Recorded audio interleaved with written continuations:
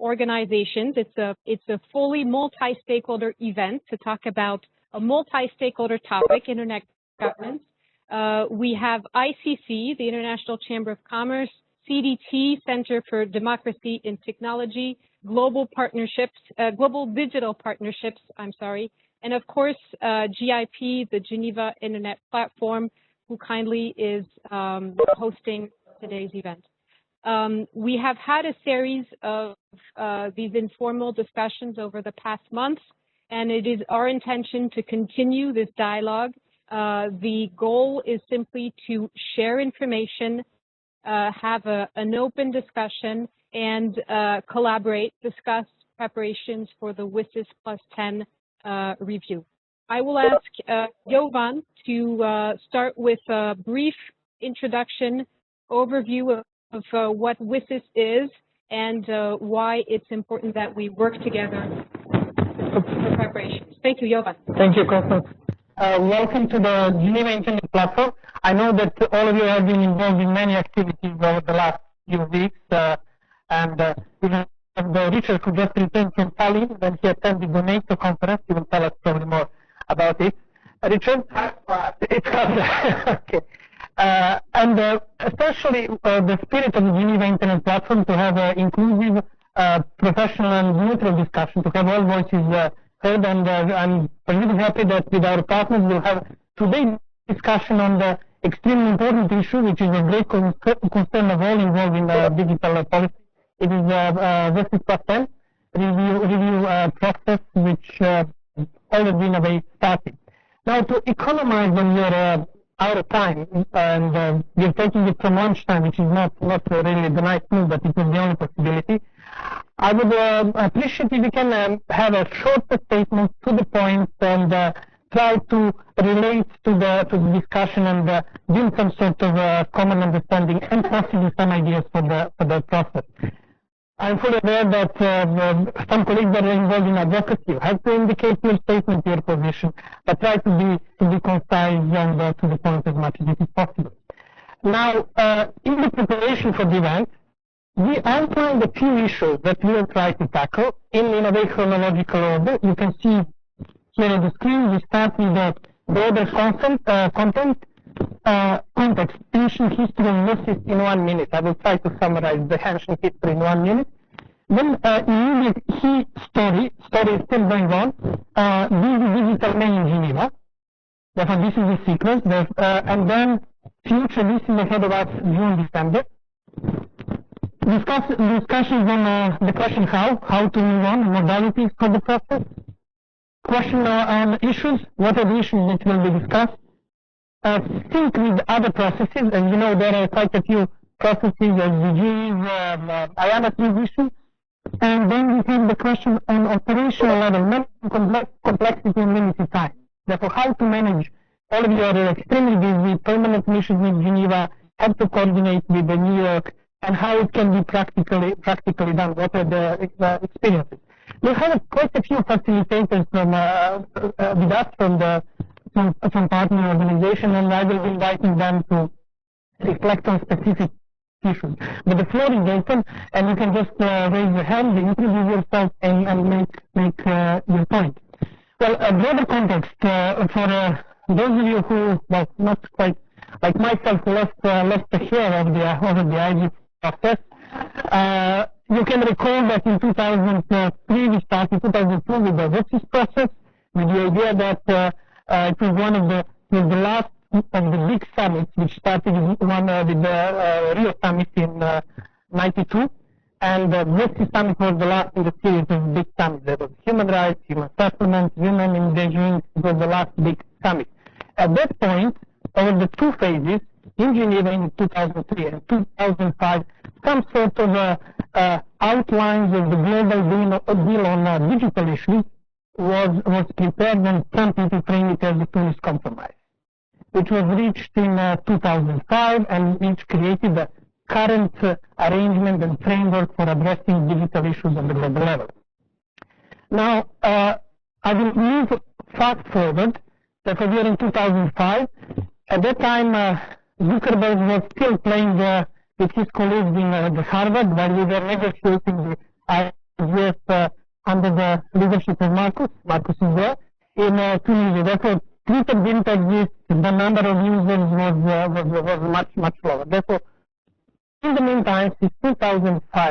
today, we had quite a few major developments on technological side in the global economics, the financial crisis of 2008, and developments like Snowden revelation a few years ago.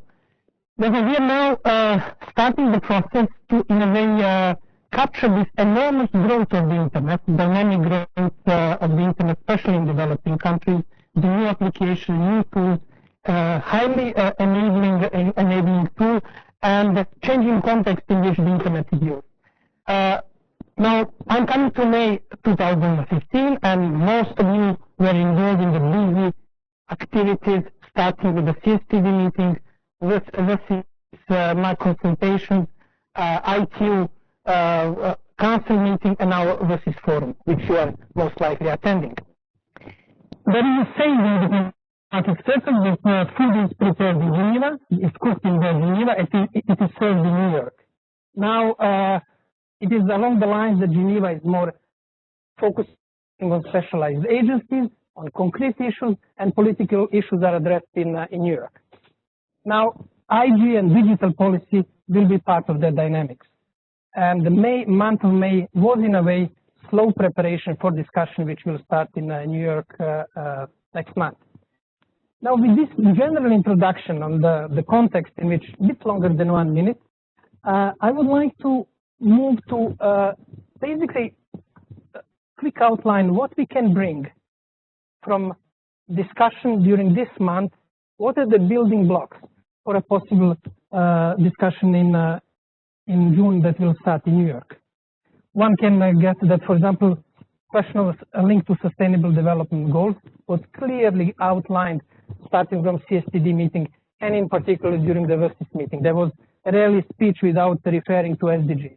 But I would like to invite Maria Victoria Romero Caballero from the Permanent Mission of Mexico to the UN. Those of you who are in Geneva, based in Geneva, know that Victoria is a big star of our digital policy scene, person who brings different views together. And I think, Victoria, you participated more or less in all events, these 4 events. Could you reflect, what are the building blocks for June, and what do you see, what could be useful for the WSIS process?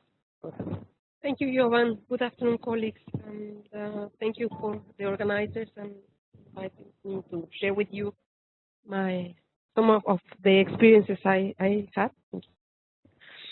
Well, this May has been really the IG month. We have started, as you said, rightly with the CSTD, the negotiation of the resolution, which ended before everyone could foresee 6, 7 o'clock. It was really amazing for that resolution. Then we continue a couple of weeks with the Council of the ITU, which there are also a couple of resolutions that were updated after the PP in Busan.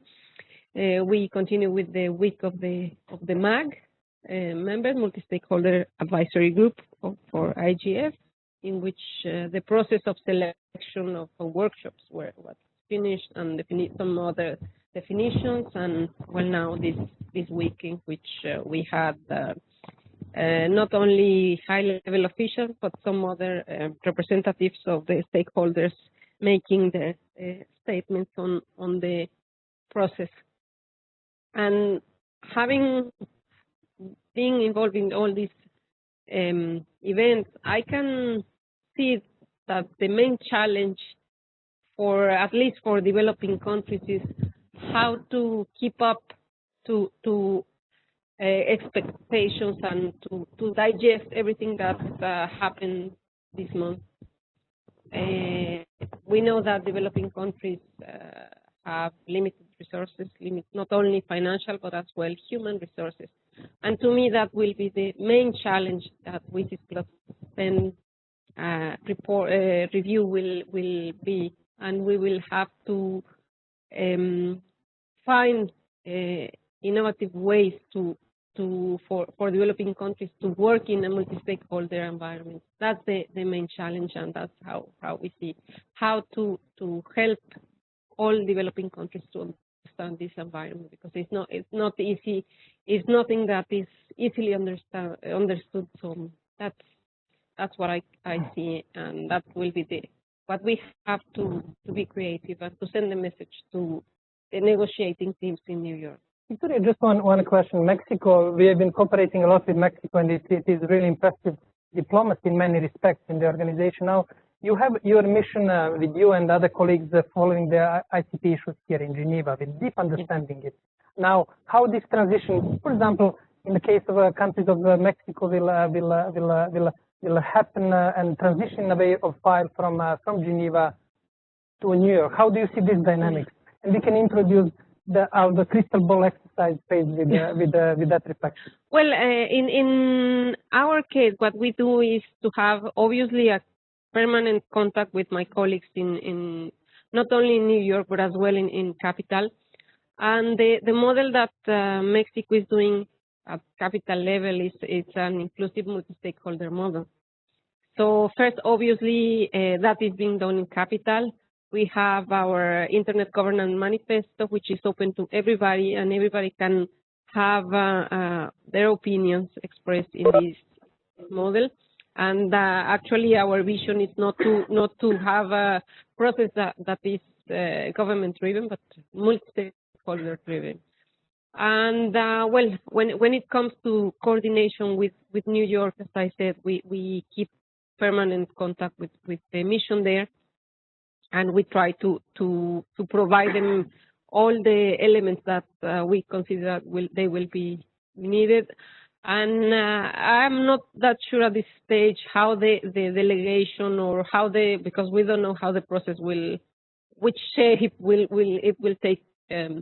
But we are considering having all these elements into account when it comes to define the delegation and well, priorities are extremely well defined. We have it and we expressed it last year and this year, and we are committed with the WSIS, and we will be hosting the regional IGF in August in Mexico. Actually, it will be in the Foreign Ministry, and as well we will have the ELAC event in Mexico. We reiterate every time that we are willing to host the IGF next year. So hopefully we will do it, and well, my colleagues are still thinking a nice place where we can meet.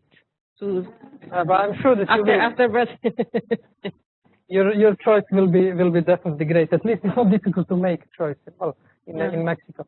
Thank you, Victoria. I can also would like to invite colleagues from other missions who may reflect on this shift from Geneva and New York and dynamics that you have within your countries. But with this, will Victoria in a way introduce our almost crystal ball exercise, because we have some building blocks for the process which will start, inshallah, next month in New York.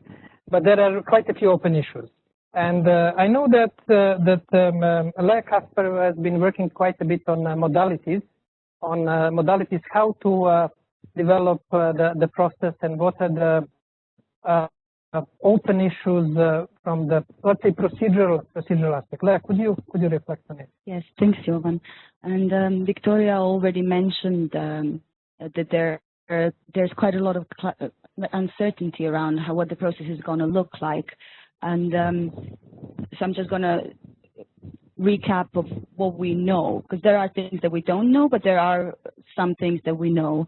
And the facts stem from a modalities resolution that was passed last year in the UN General Assembly. I think it was resolution 68302, where it was decided that the overall WSIS review would be conducted as a 2-day high-level event at the margins of the UN General Assembly in New York. So we do know that. So we're going to have a high-level event in New York. It was also decided in that resolution that the high-level meeting will be preceded by an intergovernmental preparatory process. That's important. And even more important for non-governmental stakeholders, that this preparatory process is meant to take into account inputs from all relevant WSIS stakeholders. So that's something that we can leverage, I think, if we're thinking about how we can engage in this process.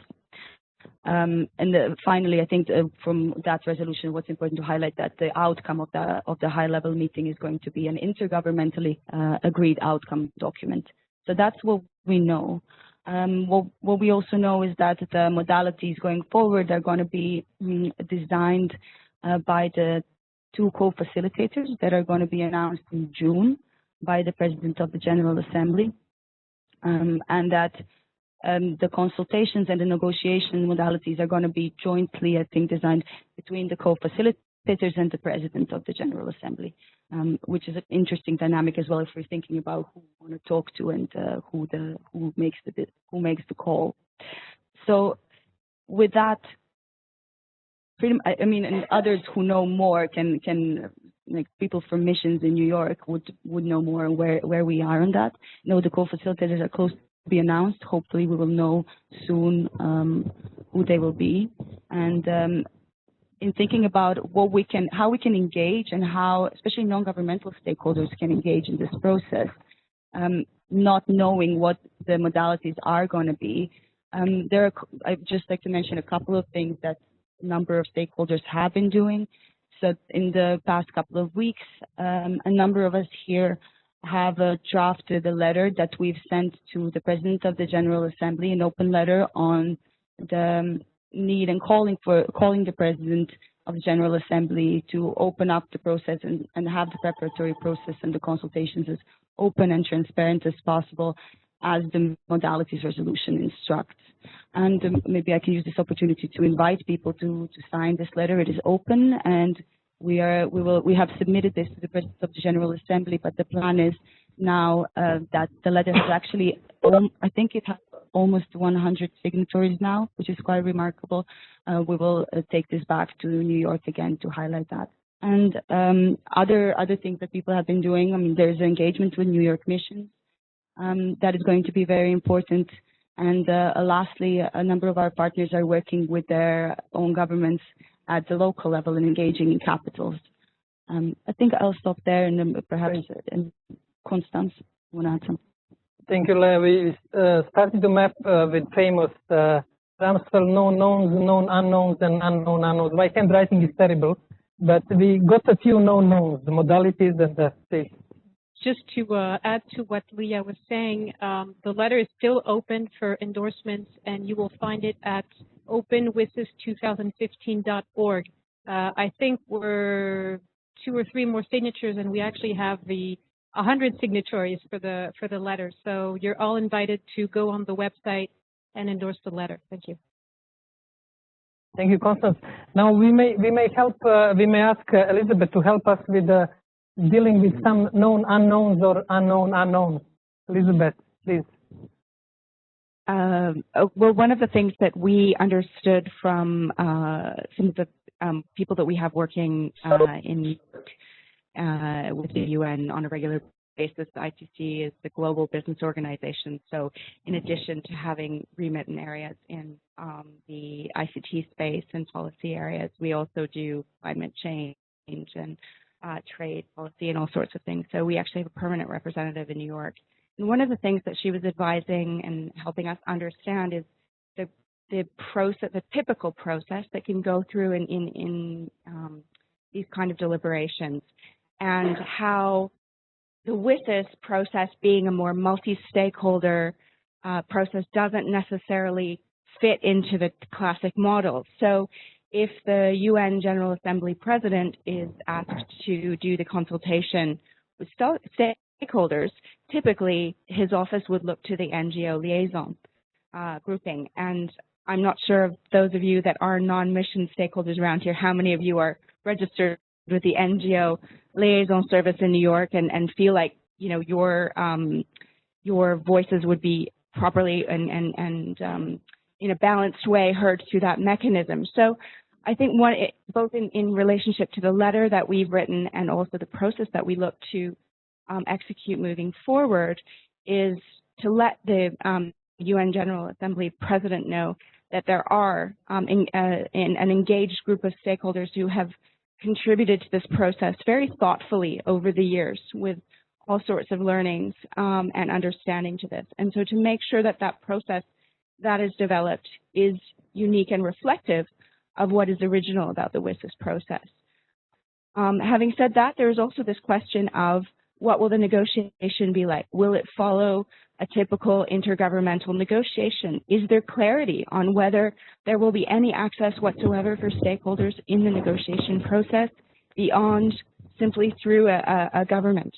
I think this is something that we need to go and ask the co-facilitators for clarity on. As soon as they're appointed, we need to understand what their intentions are for that negotiation. And so we see those two elements and aspects as very important. Thank you, Elizabeth.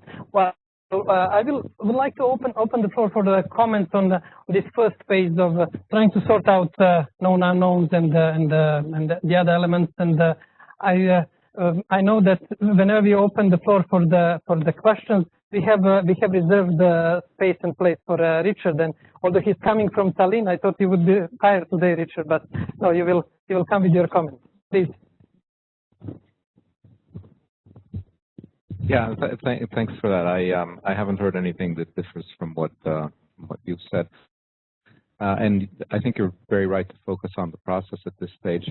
But I also think maybe we could talk a little bit here about the content, because given that they're only going to do a 2-day consultation involving primarily diplomats in New York who have no clue about what they're doing, I don't see actually what they think they're going to do. So I suspect that the outcome is going to be a pretty bland resolution, probably not too different from the one that came out of CSTD, which simply has some stuff that everybody agrees on. And there is a lot of stuff everybody agrees on, and then simply takes note of various reports, including I hope, the CSTD report.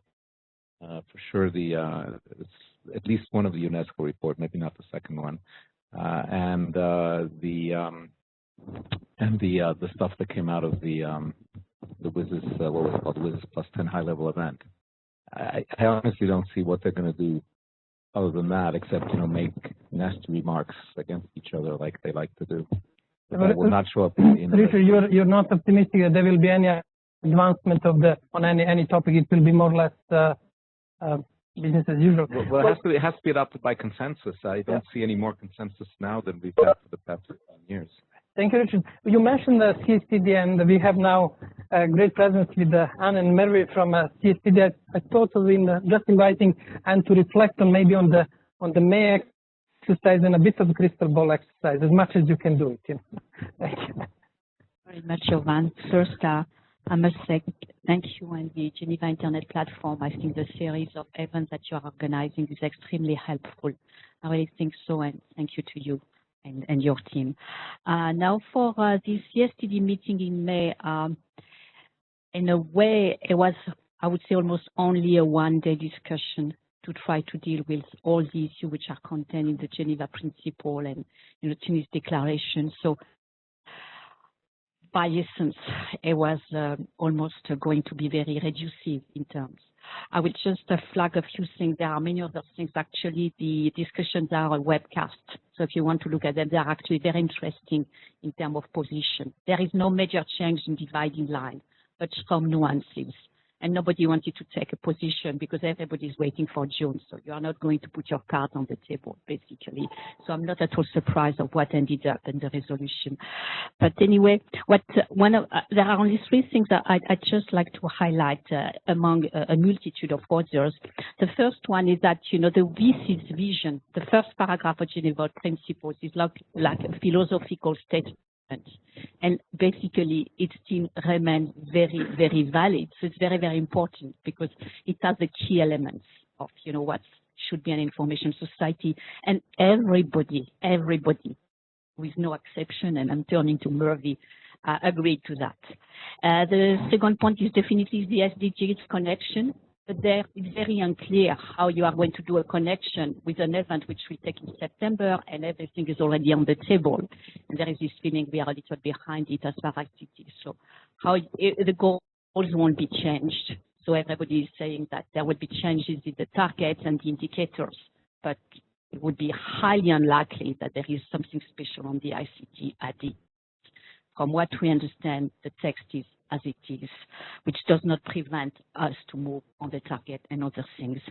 And also there was, in a way, a kind also a discussion on about, you know, the fact that, let's see it, after almost 9 or 10 years of discussion on internet governance, there is still no convergence. And there was this, I mean, this is a fact.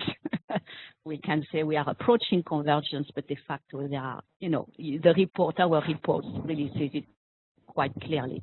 But there is also this important element that this should not be any discussion on how to use ICT for development, because in any case, even if there is no agreement on governance, the world is moving. So, you know, it's almost how you catch up and ensure. And there was this idea, yes, we have a deadlock a little bit on internet governance. I don't want to be too pessimistic, but yeah, it's a little bit tough. But that should not prevent us to move on other areas. I think it's very, very important to keep in mind.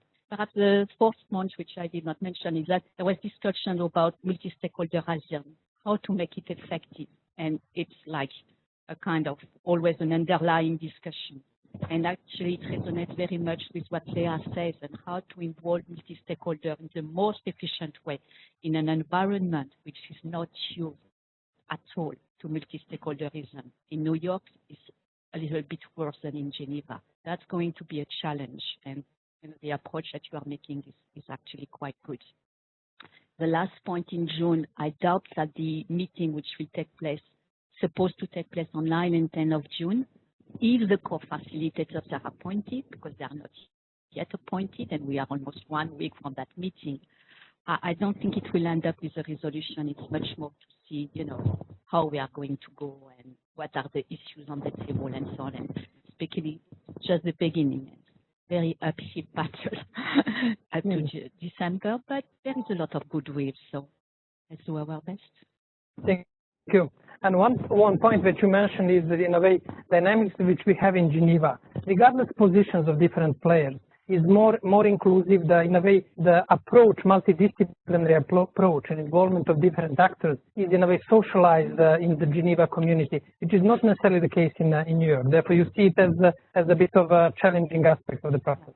And one of the reasons colleagues in missions know that is that in addition to WSIS, there are many, many highly political issues which are discussed in New York. So as the result, the alchemy is very different. There are peace issues, security issues, and these governments, they handle it. So now you have a new topic, which is by essence a multi-stakeholder topic. So it's a little bit difficult to try to find a process. But I think ears are open, and hopefully, you know, we'll find a good modus operandi. Good. Thank you. And you already opened the question of issues, which we will and I would like to invite Matthew to reflect on the question of this. Thank you. Thank you, Jovan. Actually, I'm just going to build on what Richard and Anne said because they covered a number of these things. So I think what we do know, we've got some knowns and some unknowns. I think what we do know is that the negotiation and the text will be done by the time that we get to this event, and it will be the endorsement or the adoption will occur at the event, so that process until that point becomes critical for all of us. So in addition to the WSIS outcome, the outcome document and the vision document, we're going to have the CSCD 10-year report, which will be taken into account. We have the UNSG's report to the CSCD on the implementation of the WSIS outcomes, possibly hopefully something from UNESCO. We may see some other statistical indicators from the ITU, but we also have an opportunity because it says within those modalities that they will consider other inputs as well. And I think that's important to remember, that we can and should continue to contribute to this process of the WSIS outcomes. Just to say, in terms of what might actually comprise that document at the end of the day, the SG has really encouraged participants to assess the achievements and the challenges that the WSIS has highlighted, and to look at those and to really consider those and to see what might be done to move some of those forward. Well, we can certainly imagine that, as you say, that we'll have some talk of the WSIS outcomes and ICTs and mapping to SDGs. That's already underway in the WSIS process, so we're seeing that already. The digital divide, it's always there. It will be a subject of discussion. The action lines.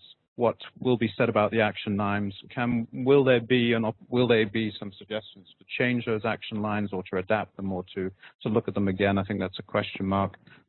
Internet governance, IGF renewal, of course, and then the issue of governments and their role in international internet policy issues and enhanced cooperation, whether or not that will again come to the fore in those discussions leading up to that event. So that's kind of what we might see in the mix in that resolution or whatever will come out of the high-level event. What we can look, as Anne said, we can look to the Geneva Principles as being part of that kind of guiding philosophy, if you will. Also, it's been suggested that the vision document from the MPP will also possibly play a role in kind of shaping that document as well, and something that we should look to. So we have a lot of contributions and factors that we can already look at to kind of gauge what that document might look like as it goes in, but we shouldn't forget that we do have an opportunity to substantially contribute still. Thanks. Thank you. Then the ingredients are there. You just more or less listed them. Now we heard a bit about the cooking process, modalities, procedure, and we have to see what will be served in December. Would it be something like, as Richard indicated, maybe tofu, or it will be a pizza, or it will be sort of meze, or we'll have to see. Anyone? But we have now more or less outlined the main points in our discussion: question of modalities, operations, question of issues, synchronization with other processes, SDGs, and we reflected on operation level how to cover it. Marilyn, please. I'm sure you will cook something interesting. Thank you. My name is Marilyn Cade. When I told business colleagues and government colleagues that I would be spending a month in May, I described it as either May Madness or a May Marathon. And I use the analogy of a marathon for a specific reason. We participated in 4 years of preparatory processes and discussions that led to the outcomes of the Geneva Principles and then led to the Tunis documents. We are compressing much of this into 6 months, and one of the things that I think is really important for us all to think about is how do we contribute by bringing New York out of New York so that it can interact with stakeholders more broadly and with people from capital, as well as how do we then support the decisions at New York. And I hope we're going to look at it as needing to serve the appetizer in one city and the main course in many cities, so the dessert comes out right in New York. So let me give an example. I think for those of you who are part of the IGF MAG or follow it, you know that there's a discussion about inviting the co-facilitators or the PGA's office to come to Brazil and engage in a consultation. But that's probably not the only opportunity. And here I would ask missions to think about what may be going on at a regional level or even at a national level that might be an opportunity to bring your negotiator from New York home to interact with stakeholders and with yourselves as the national experts, and to really tighten that relationship as Victoria was describing earlier. Well, you indicated, and I think you sort of reflected one concern that Richard has, that it's available time. And we have only 6 months, as we know, for socializing the issues, political issues in the other divisive policy space is very limited time. And then you think that we will manage to serve the 3 courses, starting with appetizer, main dish, and dessert, hopefully in December. We can hear from a colleague over there. Could you Yes, Salam Yamout from Lebanon, RIPE NCC board. Building up on what Marilyn said, I remember there was a meeting like this one in Paris in March at the ICC building. And we agreed, rightfully so, to have some kind of position statement for diplomats. Because the issue is not how we perceive the internet, it's the issue how diplomats, the political people, seeing the issues that bothering, and we have no clue on what this is, and we have to do our homework and have we have to help each other to have some kind of position statement language that they can understand, and that will help them make the decision when they get to vote, because they are the ones who are going to vote. Doesn't matter what we do to prepare them. I invite diplomats to reflect. There are quite a few in the room. Now we have questions for remote participants. Could you? Nicola from ISOC, who has been one of the key persons behind organizing this event. Thank you very much. So we have about 20 to 30 remote participants from a diversity of backgrounds. I have 3 questions to share. 2 of them come from Chief Shah from Cisco, that many of you know. He's asking first, how do the consultations this week at the WSIS forum relate to the preparatory process until December? He's also asking about the meetings in New York on the 8th and 9th of June and what their role is in the review process.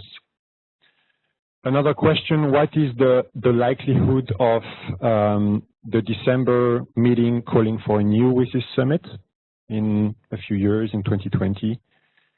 And finally, a question from Romina Cabrera from Argentina, more about the issues likely to be covered. She's asking whether human rights issues will be part of the WSIS going forward. Thank you. Thank you. Well, on the first question, I invite you to help our facilitators to answer this question. But I think on the first question from the WSIS forum, it is clear that a link to SDGs was one of the echoing point in more or less all speeches.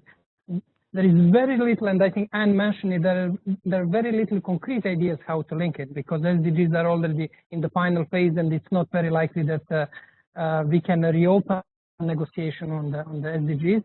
But it was in a way one of the key messages that future digital policy should be linked definitely to SDGs process.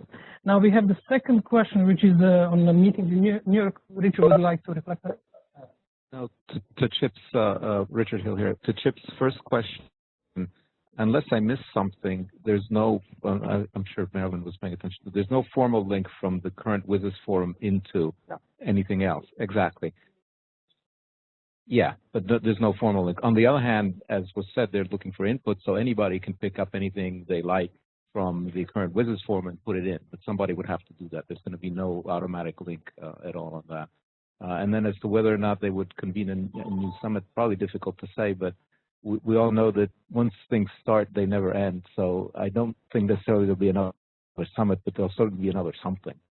So there will be a WSIS +20, not clear what form it would take, I would guess.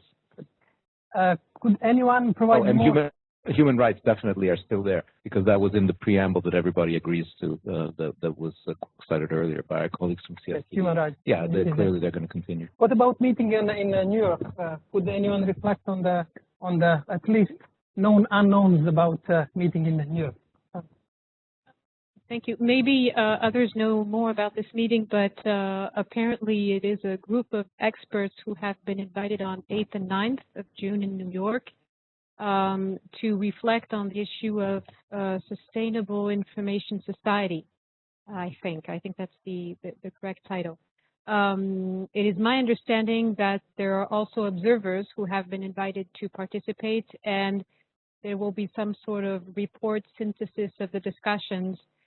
Whether that will feed into the overall WSIS +10, I do not know. On the 10th and 11th, then, and I think Leah mentioned, we are expecting the formal consultations, the first consultation for WSIS +10 for governments to start. And one of the questions we have is whether or not non-governments will be allowed to not necessarily fully participate, but simply be in the room. I'd like to bounce on what Salma Yammoud was saying. It is true that this group, an extended group, met in Paris on the side of the UNESCO conference, and we had a similar format, an open discussion, and it was obvious for all stakeholder communities that it was very important to share information Most of us are used to following processes in Geneva, and it will be very useful for all of us to share information, intelligence, insights on what's going on in New York. And when necessary, align ourselves on a letter, on a joint statement, if needed. But that is not the primary goal, as we all have our individual voices in this discussion. But in any case, we will be continuing these informal sessions where we can exchange information and if needed, agree on a joint statement when we think it's needed. Thank you. Great. Okay. Oh, we have a voice from the diplomatic community. Thank you, Peter Spodin, mission of Latvia. Just to throw in some mission perspective to discussion. First, on what Victoria said on the transition from Geneva to New York, we actually see that any country that are going to be active in the WSIS+10 process should be more working in triangle, capital, Geneva, New York. We're trying to establish this triangle as well, and actually our life was made a bit easier, but by our mission in New York, our ambassador in New York came to Geneva to participate in the session of CSDD to see how the things are cooking in the kitchen. And regarding the outcome of the CSDD session, as was mentioned, of course, many players saved their cards for later, and the outcome was rather blunt and predictable. But we did see some highlights of what's coming, some spicy ingredients left for later. So with regard to the later, as for the process, as you know, the modalities resolution is rather brief, but on the other hand, there is some space for creativity for the President of General Assembly and for the two co-facilitators. And I think that one of the best things that non-governmental actors can do right now is to raise your voice and to offer as many options as possible, how viable options, how the other community could be involved. So when the time comes, there could be already something on the plate. Thank you. Great. Yes, we have. Yep. Oh. Thank you. Mervi Kultamaa, CSDD Secretariat. I was pleased about this reference to CSDD as a kitchen where things start to cook for New York. But I just wanted to use the opportunity to say that the CSDD Secretariat is organizing a session tomorrow in the WSIS forum at 11 on the 10-year review of WSIS. We would like to explore the progress that has been made on the implementation of WSIS outcomes, but also the audience is invited to think about recommendations that could be given for the New York process. So you are all warmly welcome to that session tomorrow at 11. We have the next real chef who helped us cook 2005 arrangement, which served us well for the almost 10 years. What do you suggest, Marcus, for the next? What is the recipe for the next 10 years? Well, that's a difficult one, and you summed it up nicely up to here. But just a few words on the meeting in New York, as I was one of the experts invited. I know myself very little about it either, but the intention, I think, was indeed to create a space for non-governmental actors to get together and to provide an input into the consultations, which hopefully will start back-to-back the same week. I did ask the same question, will the non-governmental actors be invited? And I think it is part of this hope that by having the experts physically in New York, that they might create some momentum for the facilitators to open the doors to let them in. And recalling back in Geneva more than 10 years ago, To begin with, the non-governmental actors had to bang on the door. Please let us in. There are a lot of sessions behind closed doors, but gradually the process opened. But New York is as several speakers said, it's a different environment than Geneva, and there's also much more at stake.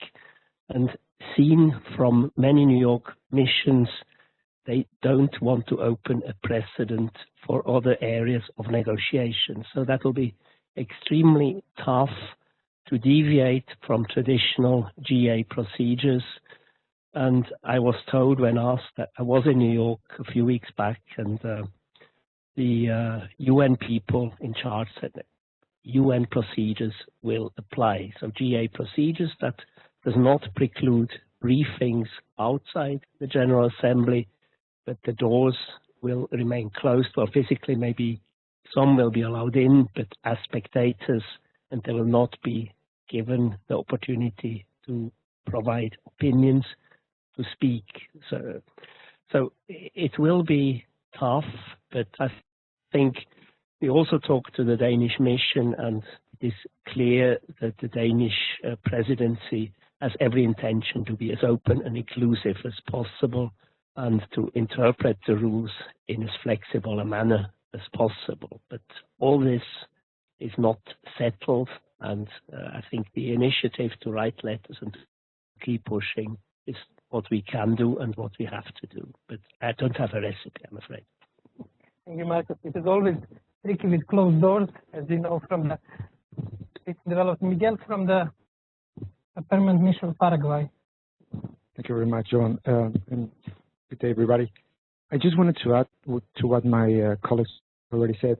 Thank you. But on the system of the countries, we have the triangle, as mentioned. But as we go to New York, we're going to have the problem that previous speaker just talked about. That is, in the end, is a governmental negotiation.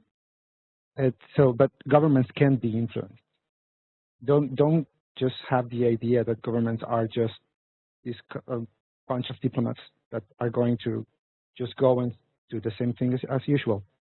That's why it is so important to have this element, the national part of the multi-stakeholder system.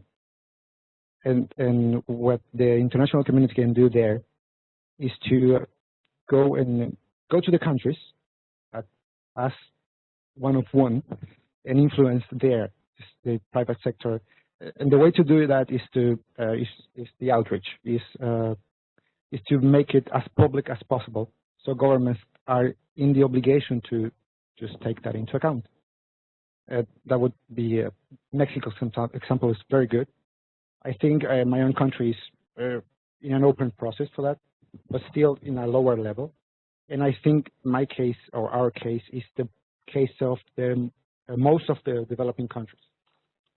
So to take that into account and to have a document that is effective in New York and the outcome is good for everybody, you have to take societies into account and their particularities. And that's showering information all the time from here to December. Thank you. Miguel, avalanche of information. We have the comments from remote participants, and then we'll have a few questions over there. Thanks. So yeah, quite active discussion remotely. One from Bertrand de la Chapelle, the Internet and Jurisdiction Project. He's asking, shouldn't having attendance of non-governmental stakeholders during the upcoming governmental consultations in New York be considered an absolute minimum? Some degree of capacity to provide comments would be a good objective beyond that. So that's a first remark. Marilia Marcel from Brazil, Center for Technology and Society. The themes and challenges have multiplied since the WSIS in Tunis. The evolution of the agenda of the IGF is a sign of it. However, most texts produced in preparation for the WSIS review have failed to capture these challenges. So she has 3 questions. What would be the practical consequence if a weak outcome document is produced as a result of the WSIS? Can the Geneva Declaration and the Tunis agenda still serve us as guiding documents? Do you see opportunities in the process to introduce these new challenges? And do you believe that producing a side document that would reflect these substantive concerns would be a valid exercise. If so, the IGF could be maybe a converging space for this discussion. And finally, we have a question, two more questions, one from Romina from Argentina. Basically, how can we deepen the participation of civil society in those debates? And remarks from Imran Shah from IGF Pakistan, basically making the point that about the importance of national and regional implementation of WSIS action lines and the role of national and regional IGFs in this regard. We'll take a few more comments, and if you can reflect on the questions which we just heard from the remote participants, it would be great, please. No, this is Salam again. It's just a question. Do we know, because we're going to have two UN General Assembly presidents, there is one now and then the Dane is coming. Is that going to affect the process? And do we know how the co-facilitators are going to be selected, and do they have a lot of power or not? Do we know these things? Could you? And first we have a could you just, his microphone is there. Hello, my name is Daniel Spoialo from the European Commission, Internet Governance Task Force. I cannot reflect, well, I can try to answer, but I think the answer is that we don't really know. Of course, facilitators have influence. But just to make my point about the modalities, first of all, is I think we created this type of idea that New York is somehow independent republic and it will be really hard to influence New York. But the people that work for governments, like myself, we know that we work based on instructions from capitals. So capitals should be, the main place where we actually go and express our views. The question is, what do we want from WSIS? I think we should start with that question first. How WSIS should look like after 2015. And of course, WSIS Forum here, I think, tabled the most important idea. How can we link ICT, not WSIS, but ICT with Sustainable Development Goals? And another question arises from here. Do we really need that the SDGs to highlight, ICTs to be highlighted in the SDGs as now in 4 places? Do we need to really mention in those goals that ICT can be a tool for poverty reduction when we already know that? So do we see any barriers in going further, even if the SDGs do not specifically mention? Because we speak about direct connection. With that, well, ICT is very much about indirect benefits and indirect tools that actually are very powerful. So us in Brussels, we are thinking about that, how WSIS should look like then, how we can focus on development. We see WSIS as an opportunity to focus everything on development, an opportunity to do good for citizens, actually. And of course, IGF would be another one of our big objectives for this. But in parallel with those, I think we needed outreach, and we need to go to developing countries and to people that, let's say, do not have the capacity to react to all these changes and explain how ICT has changed the world positively in the last 10 years and how those tools can be benefit for their own countries. But that's about it. Thank you. Well, the 3 ingredients coming from Brussels are a stronger link to SDGs, IGF, and outreach towards developing countries. And it's an interesting point that we don't have that many explicit references to digital aspects in SDGs, but it's in a way tacit underlying point. In Constance. Yeah, before we go back to the institutional question that was raised before, I'd like to bounce on what you said. I think it's extremely important. I see overall this 10-year review as a call for a new vision. Whether or not we'll be allowed to participate, that is not sure. In any case, we can express our desire, the vision we have for the next decade. A lot has changed since the first and the second phase of WSIS. And we need to express the vision we would like to see implemented for the next 10 years. How do we want to use ICTs for spurring economic and social development? and all sorts of issues. What is our approach to security? Should we have a collaborative approach, a multi-stakeholder approach? What is the most effective? What are the lessons learned from the past 10 years? And what is the kind of future we want to build for the next decade? So that is certainly an exercise we need to do, all of us, our various communities, and we need to continue these informal dialogues to build that vision together. To go back to the institutional question that was raised before, today, yes, there will be a change in the presidency of the UN General Assembly. Today, it is Uganda, and Uganda is in charge of appointing the 2 co-facilitators for the overall 10-year review of the WSIS. But during the high-level event itself in December, it will be another presidency. It will be Denmark. So the politics clearly will change a little bit. Marilyn, I think you had a comment or question. I'm going, Marilyn Cade speaking. I'm going to comment a little bit differently. I think it is time for a renewed vision. And the reason I say that, I think that many changes have happened, but that we set a course, and that course is taking us forward and more broadly. And one of the things that I have seen over and over in my career at in a large corporation is it's really important to keep building and building and building. And I think there is a risk that if we buy into the idea that we're going to renegotiate a vision or we're going to renegotiate a direction, that we are going to completely leave the developing countries and the emerging economies aside, and we're going to leave the elements that are just beginning to benefit from the incorporation of ICTs into their daily life. We're going to leave them aside. Many countries right now are in a really unique position. They are adopting ICTs in e-government applications. They are, seeing infrastructure build out in bridges or in transportation, and they're beginning to technology has changed so much that we can begin to afford to reach the remote areas, to bring schools, et cetera, together.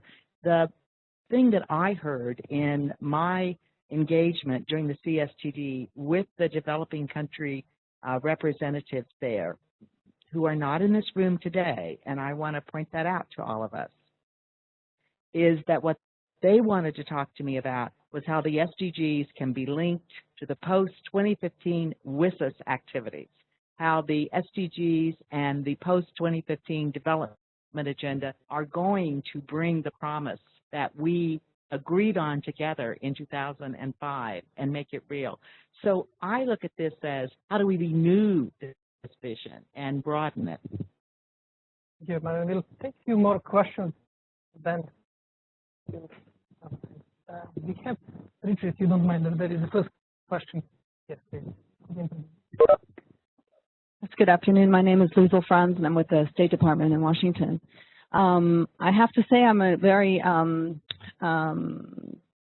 happy to hear 2 elements of the conversation here today. One is the delegations that are here talk about the outreach that they're doing in Capitol and at home, and as part of that being a multi-stakeholder outreach process. I mean, that's certainly the approach we take in the U.S., and we might call it a national outreach process, but we don't mean to say that it's a government process. So we continue to encourage people to take that approach, as even though the modalities say that this is an intergovernmental negotiation, that doesn't mean it's fully an intergovernmental process. And I really, really am glad to hear that in this room.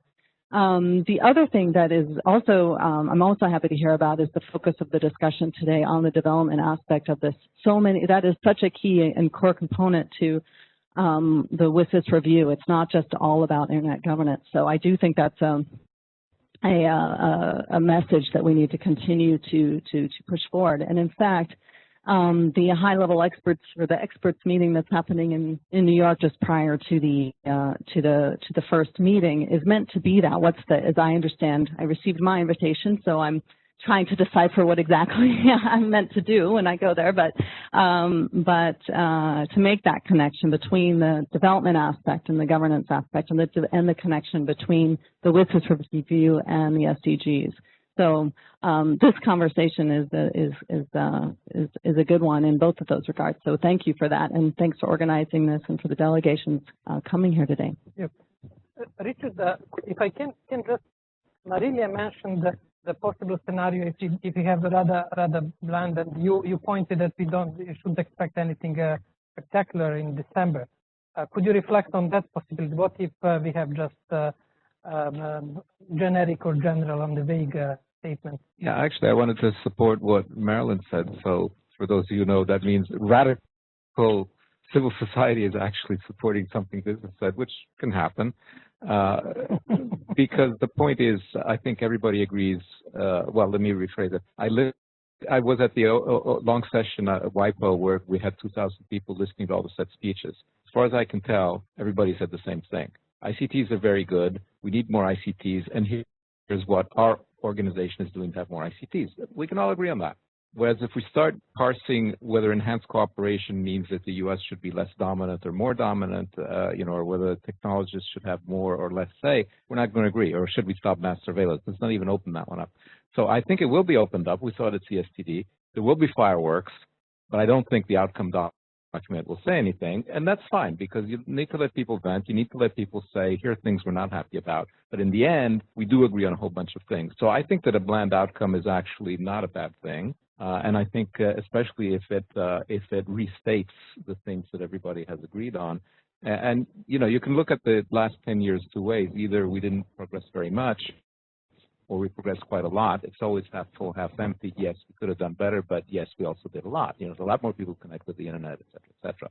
So I think that thing to expect is, people will vent their differences, and in the end, you'll have something that basically says, we just want to keep working on getting more people connected, which I think everybody agrees with. Thank you, Richard. We have Le, and I would like to invite our co-facilitators to make a concluding comment before we wrap up our discussion. Thanks. So I would like to come back to a couple of points that I think remote participants mentioned, and that is and link two things. One is the focus on human rights in the upcoming WSIS review, and secondly the role of civil society in that. And I think what Richard and Marilia mentioned is that, and I agree there with Marilyn, I think the vision remains relevant. I think the vision still of a people-centered, development-oriented information society is something that we can all subscribe to. But what that actually means and how much that has actually changed since 2003 is important to think about. There have been new challenges. There are what we call the dark side of ICTs that have emerged, that it's not enough just to say, let's give people connectivity, give them all tablets, and that's it. That's not what truly I think people-centered information society is. So, but in order to make sure that message and that underlying focus on human rights within the WSIS that was in the Declaration of Principles is not lost and obfuscated by the geopoliticization that is in New York, that's where the role of civil society and independent civil society voices becomes really critical. And it's really important not only to have society voices engage with their capitals and be able to do that with their missions, also hopefully, and I would invite all the missions here to open their delegations to civil society. That's one way where you can ensure that that civil society voices are actually in the room. And beyond that, an independent and kind of so indirect and both direct way to influence outcomes, there's also a role for civil society to participate in shaping the consultation process. And we've heard that Congo, for instance, has in the past been approached to help shape the consultations in New York. So that would be interesting to kind of build on. Thanks. Thank you. Or Elizabeth, you concluding. My concluding comment.